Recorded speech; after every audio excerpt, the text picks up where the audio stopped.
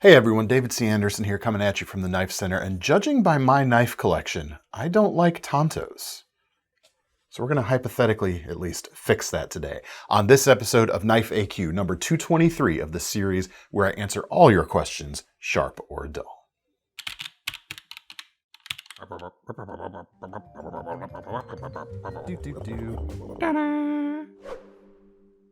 Hey everyone, David C. Anderson here. I already said that, so welcome to the show. Thomas behind the camera, as usual. I've already said things.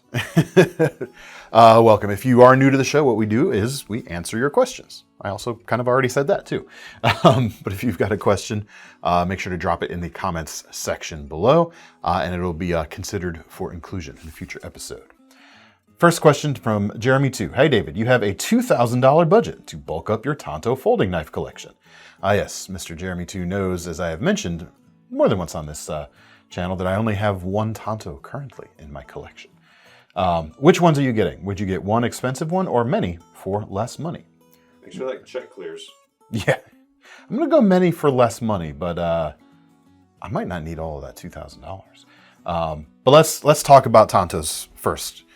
And yes, I do pronounce it Tanto, not Tanto, because Tanto is closer to the Japanese pronunciation, so I've always tried to be respectful in that regard. If you say Tanto, that's fine. I'm not going to argue with you, but please stop going in the comments and getting mad at me for saying Tanto. Rant over. Or comment. Or comment. It's good for the channel. Enragement is engagement as well, as we say around here. The point of a Tanto... Two of them. There's two of them, in fact.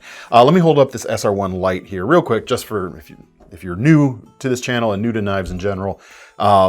Generally speaking, the American-style Tanto, which is what we're talking about here, traditional Japanese-style Tantos, it gets a little more complicated than what I'm about to describe, or a little bit different anyway. You typically have the very defined point here on the Western or American Tanto, and usually a very straight edge, although not always in either case, actually. And the primary purpose for them, as they were introduced by Cold Steel to the American market, was to make a more robust tip, more strength.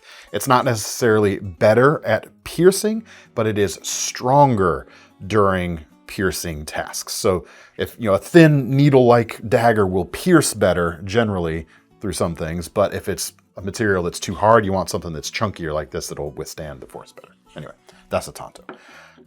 I thought I only had one Tanto in my collection, but as I was getting ready for this, I realized I had two. That's 4 points. I used to have three, but I traded my my shootout for the drop point version when that came out. Anyway, the Benchmade Bailout has been it's my favorite Tanto on the market because it's the only one I own and use.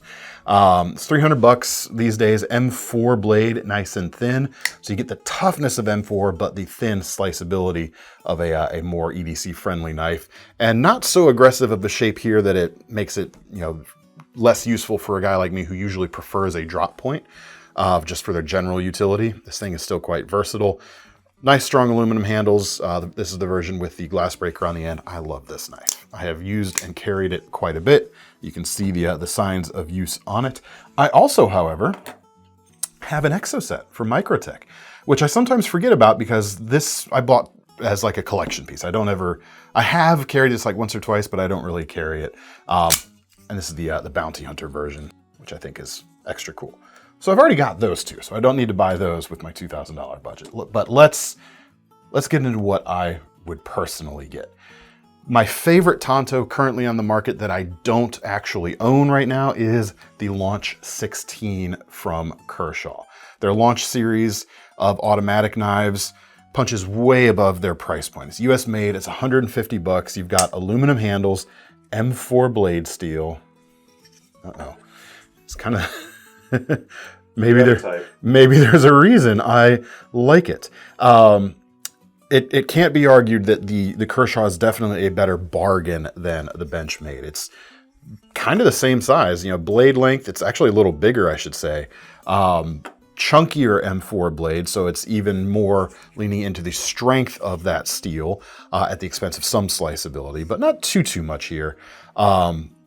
Deep carry pocket clip, aluminum, traction inserts, and half the price of that bailout.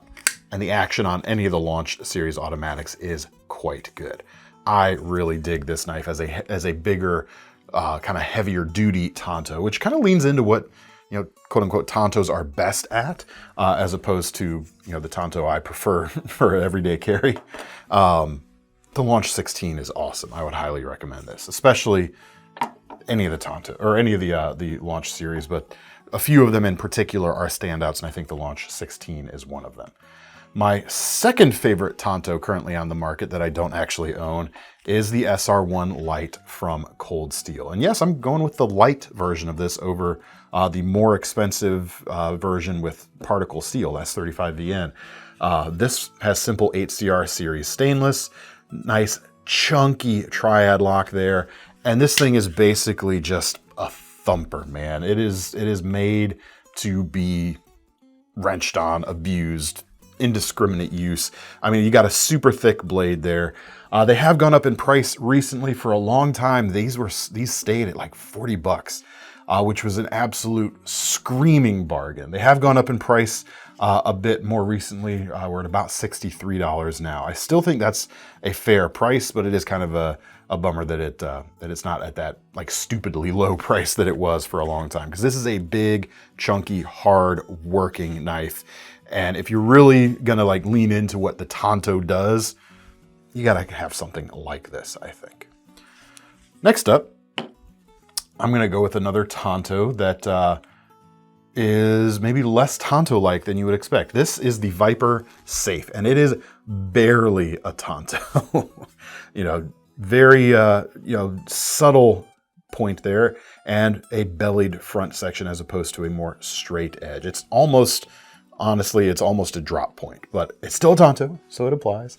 And this is a hard-working knife too. It's a little more slicey than the previous two. You got a full flat grind. Let me compare the thickness to the launcher. Yeah, they're about the same thickness there, but with a full flat grind on the Viper, you're gonna get a little bit better edge retention. M3, or a little bit better slicing, sorry. M390 blade steel, so you get better edge retention, or good edge retention too. I'm not sure, actually, the M4 might come out a little bit ahead. It's not gonna be as tough as the M4 though. The handles here, the burlap micarta, I really like these. They are hand filling, and you've got Viper's safe liner lock here. It's got an extra little thingamabobber right there. It's very intuitive to use, just like a normal liner lock. You just have to kind of pull down on that tab a little bit before pushing it out of the way. These things are very, very cool, and this version comes in about $178.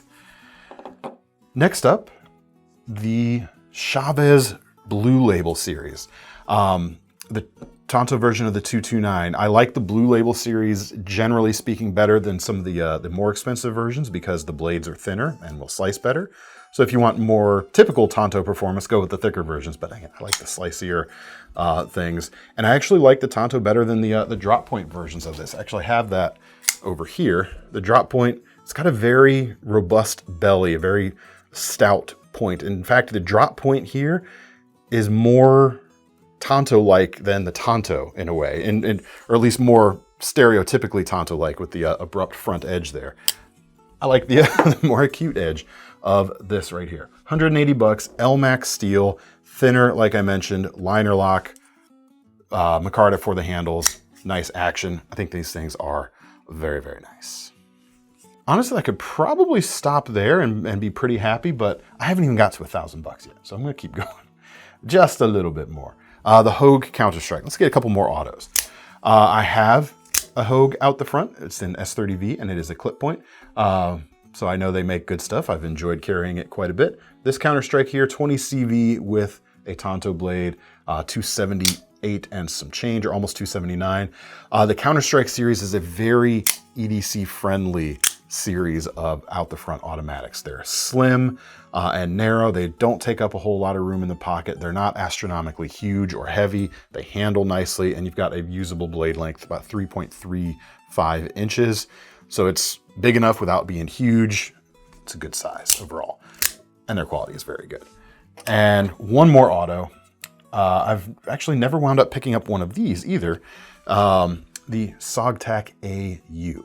I would probably go with the drop point personally, but This is a Tanto video. Stay on topic. I'm sorry. This one's on sale right now for $135 from its normal price of $150. You've got just under a 3.5 inch blade, D2 steel, aluminum handles, slim, easy carrying. Again, sensing a theme here. The ones I would carry most would be, this, the Chavez, the Benchmade, the Hogue, but I'd reach for the heavier duty things on occasion.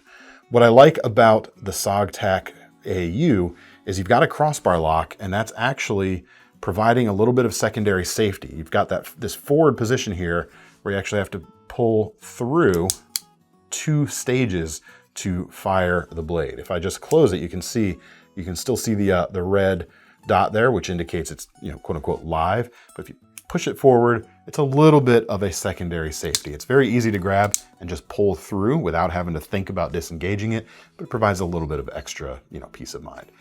Again, thin blade steel here, saber height flat grind on it, so it's not taking full advantage of that thinness. It's retaining a little bit of that, extra toughness from the fuller blade stock, which is not very thick to begin with. Good compromise. With all of those, let's see, 1, 2, 3, 4, 5, 6 knives, I'm at current prices, $983.77. That'd probably be good. But I can get to 2,000 with 2 more knives. As long as that check clears. As long as the check clears. Maybe that's the thing, Anyway. North Mountain Blades has been really impressing me since we brought them on just a couple of months ago. The fit and finish is excellent. The steels are interesting. And I like this model right here, the Dwayne Dwyer designed BBNM.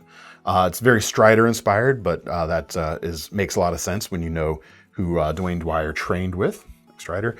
This version here, $320, carbon fiber front, titanium frame lock on the back, is a little bit lighter than the full titanium versions. Thick, chunkier Tanto here, SLD Magic blade. It's got it's a high hardness tool steel in the center, more stainless layers on the outside. So you've got that Sanmei style of construction. And yes, that's more close to the original Japanese as opposed to Sanmai. So it's a Sanmei Tanto as opposed to a Sanmai Tanto. Yeah. Say it the way I like to say it anyway. These things are cool. $320 for that, and why not? You can always use another Sebenza, right? KnifeCenter exclusive Tanto Magna Cut blade with green micarta and double thumb lugs. This is about $685 right now. So that between those two, that'll get me right up to that $2,000 mark. That's what I would buy. But I haven't because I already have the drop point version of that. I also don't have, there's another exclusive that's very cool. The Tanto version of the SIG K320 by Hogue. I don't own one of these because I have the drop point of that as well. But that's a very cool Tanto. If you watch this in Australia, they're all reverse Tantos. Oh, I hate you so much, Thomas. He says to his editor. One of these days, I'll tell you why I don't like reverse Tantos. I probably have told people why I don't like reverse Tantos. Reverse Tantos are fine. I just don't like the name all the time. That's another show. Anyway, Jeremy, that's what I would buy if I had a $2,000 budget that had to be allocated towards Tantos. If it didn't have to be allocated toward Tantos, I would probably buy something else, like, food. Hope that helps. Next question. Persepolis 8564. Hello, DCA. What tools do you have for starting a fire when camping?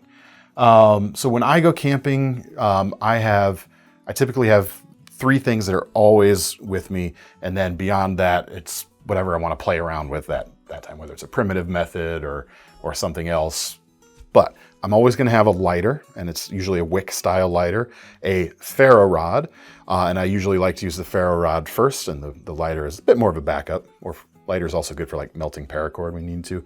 I'll have those and a pocket bellows. Those travel with me on pretty much every camping trip. Also the cold steel Special Forces shovel. I use that for fire management on pretty much every camping trip as well.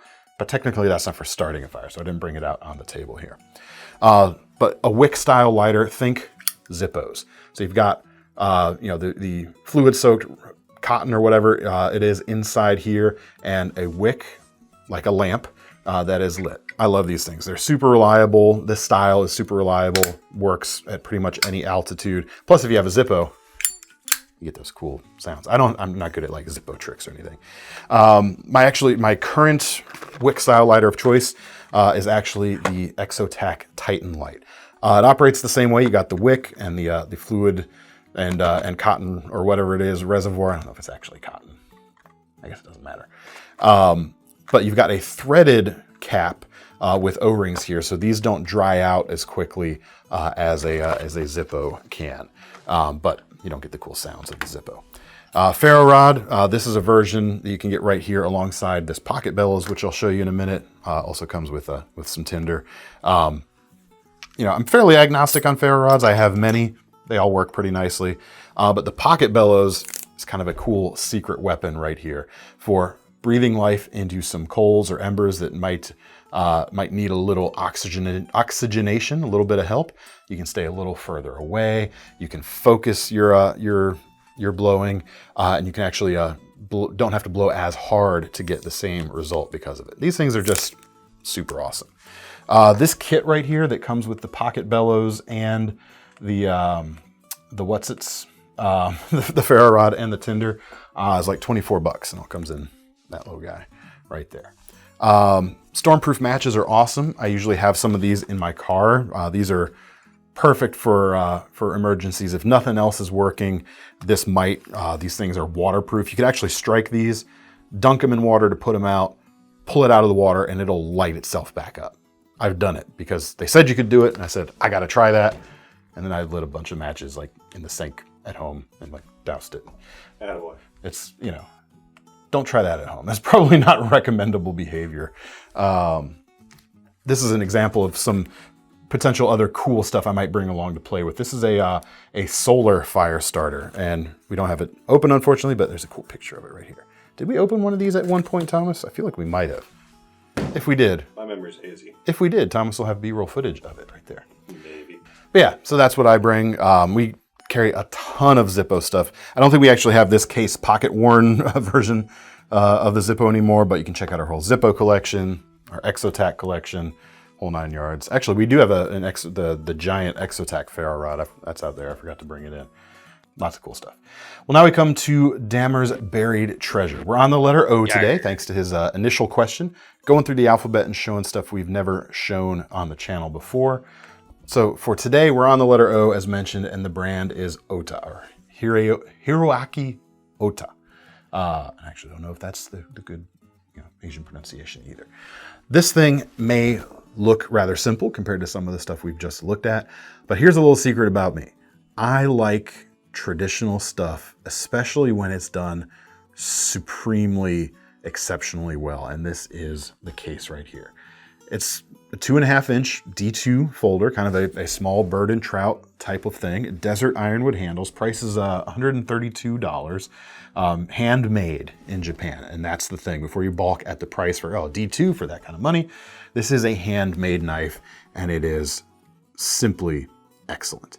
You don't get like the picture perfect machining you would get from a factory made knife. Nothing is wrong with it, but you see, this is the reason I also like collecting, generally speaking, handmade fixed blades rather than high-end production folders. You see the hand of the maker at work in a knife like this. Even if it's not perfectly symmetrical, it is darn close to it in any case.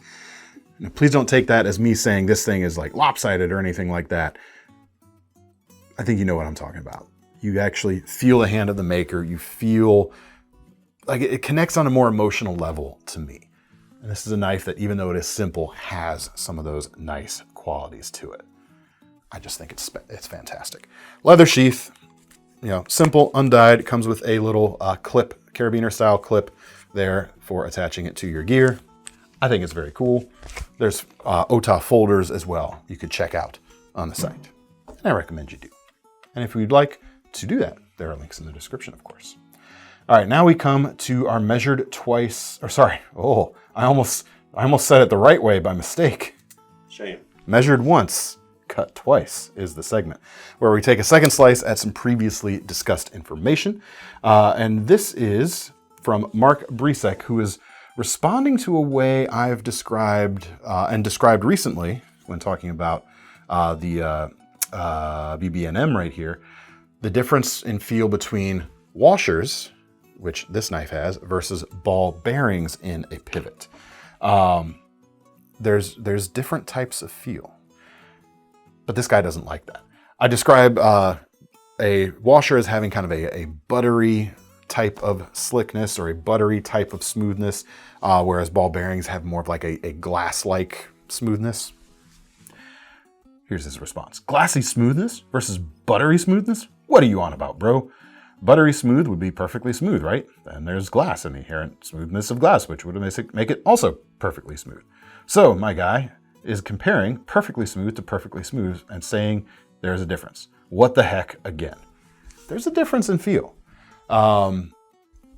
Buttery smoothness of a good set of washers has like a luxuriant, silky, like gliding type of feel to it. Whereas, good set of ball bearings feels almost like drops of water as they hit like a rocket hot skillet and they're just skipping across the surface.